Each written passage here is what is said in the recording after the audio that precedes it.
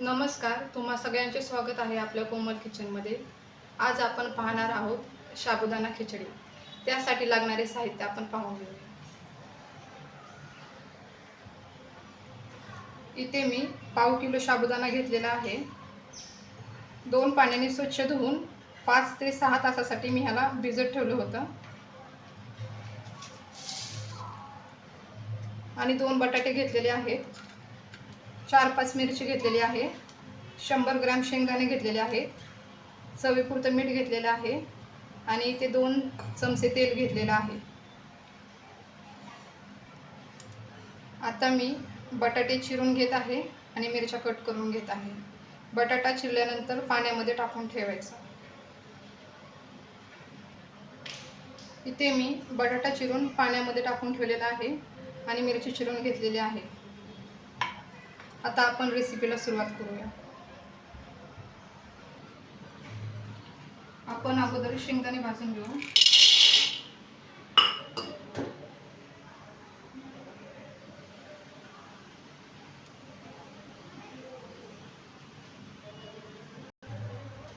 इथे आपले शेंगदाणे भाजून झालेले आहेत।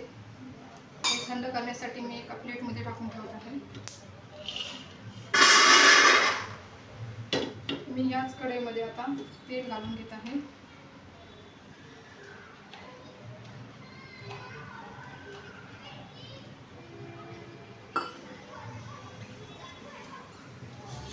तेल चांगलं तापलेलं आहे।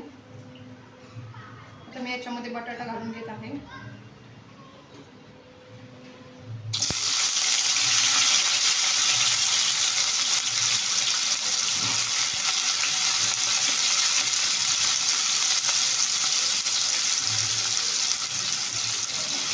बटाटा पाण्यामध्ये टाकून ठेवला तर तो जास्त मॅश होत नाही।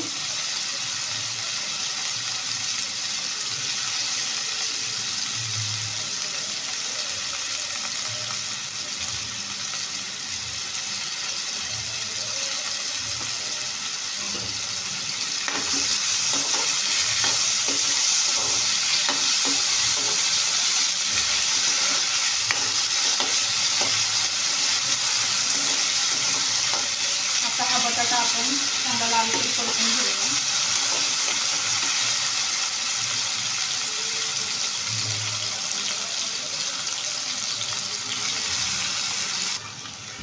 आता ह्याच्यामध्ये मी थोडंसं मीठ घालणार आहे।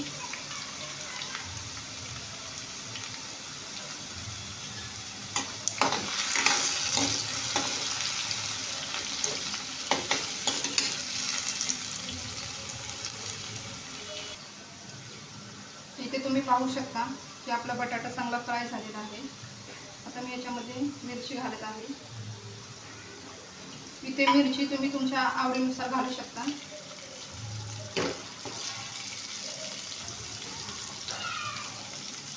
मिरची आपण याच्यामध्ये चांगली फ्राय करून घेणार आहोत।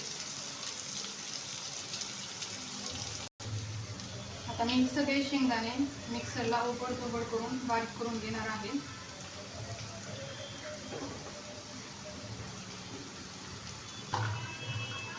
इथे आपण पाहू शकता मी शेंगदाणे अशा प्रकारे बारीक करून घेतलेले आहेत। जास्त बारीक नाही करायचे। आता ह्याच्यामध्ये मी या अर्ध शेंगदाण्याचं कूट घालून घेणार आहे। बाकी उरलेलं कूट आपल्याला खिचडी घातलं साबुदाणा घातल्यानंतर घालायचं आहे। आता हे आपण याच्यामध्ये थोडंसं फ्राय करून घेणार आहोत।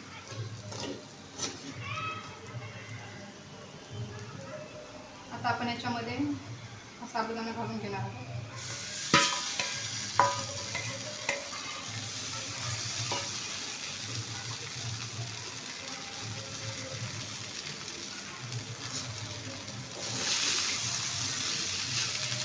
मिक्स करून घेणार आहे।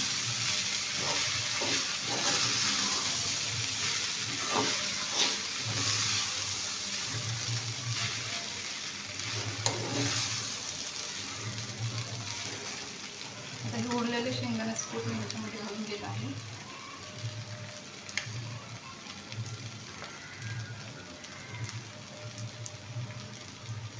आणि थोडंसं मीठ घालत आहे मी। बटाटा भाजते वेळी पण मी थोडंसं मीठ घातलेलं होतं। आपण मिक्स करून घेणार आहोत.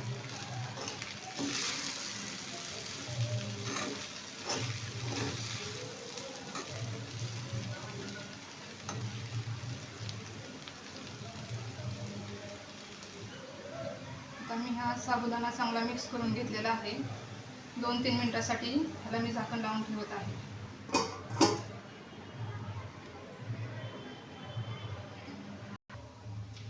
ते 3 मिनिटानंतर आपण याचं झाकण काढून पाहू. खिचडी तयार होत आलेली आहे. आपण मिक्स करून परत एकदा 2-3 मिनिटासाठी झाकून ठेवू.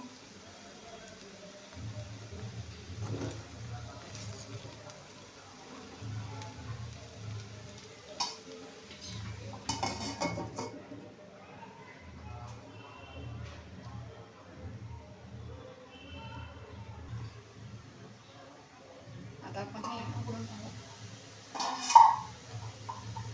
आता आपली खिचडी तयार झालेली आहे. आता हे आपण सर्व करून घेऊ.